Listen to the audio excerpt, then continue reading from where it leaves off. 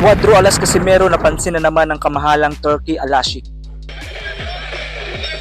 Sa latest post nga po ng Ring Magazine sa kanilang Facebook page mga lods, makikita si Cuadro Alas Casimero na nagdiriwang sa Baybay City sa Pilipinas na kung saan ay sinalubong si Casimero ng maraming tagahanga. Sobrang saya nga po ng mga Pilipino mga idol dahil sa napaka-impresibong panalo ni Casimero kontra Luis Neri. Kung mapapansin natin mga idol, madalas na pong pinupost si Casimero sa The Ring Magazine Facebook page simula nang manockout niya si Luis Neri sa 4th round, na kung saan ay madami talaga ang engagement kapag tungkol kay Casimero ang post kumpara sa karaniwang post nito na minsan na hindi pa umaabot ng 1k reaction. Kaya naman dahil dito mga idol, baka makumbinsi itong si kamahalang Turkey na marami talagang fans sa buong mundo ang gustong makita ang bakbakang Casimero versus Inoue. Kung iisipin natin mga idol, malabo pa talagang mangyari ito, pero alam naman natin na kapag si kamahalang Turkey na ang gumalaw, wala talagang imposible sa kanya. Ayon naman kay Cuadro Alas Casimero mga idol, na kung sakaling mapansin ni kamahalang Turkey ang kanyang kahilingan na makalaban itong si Naoya Inoue, ipinapangako daw ni Casimero mga idol na gagawin lang daw niyang panghimagas itong si Inoue, kagaya ng ginawa niya kay Luis Neri. Sa kabilang banda mga lords, former Unified champion na si Errol Spence Jr. may reaksyon na sa napuspo nilang laban noon ni Manny Pacquiao. Ayon kay Spence na gustong gusto niya talaga sanang makalaban si Pacquiao noon, kahit na sinasabi ng doktor na hindi pwede. Ang gagawin daw ni Spence na iiwasan lang daw niya na matamaan ang kanyang mata. Pinipilit niya ang doktor noon, pero sa kasamaang palad hindi pa rin daw siya pinagbigyan. Dahil ang sabi ng doktor, kapag natamaan ang kanyang mata, may posibilidad daw na mabulag siya habang buhay. Kaya kahit masakit sa kanya na hindi matutuloy ang kanilang bigating laban ni Manny Pacquiao, kailangan daw niya itong tanggapin at sundin ang doktor. Kaya naman hanggang dito na lang tayo mga idol. Follow for more boxing updates.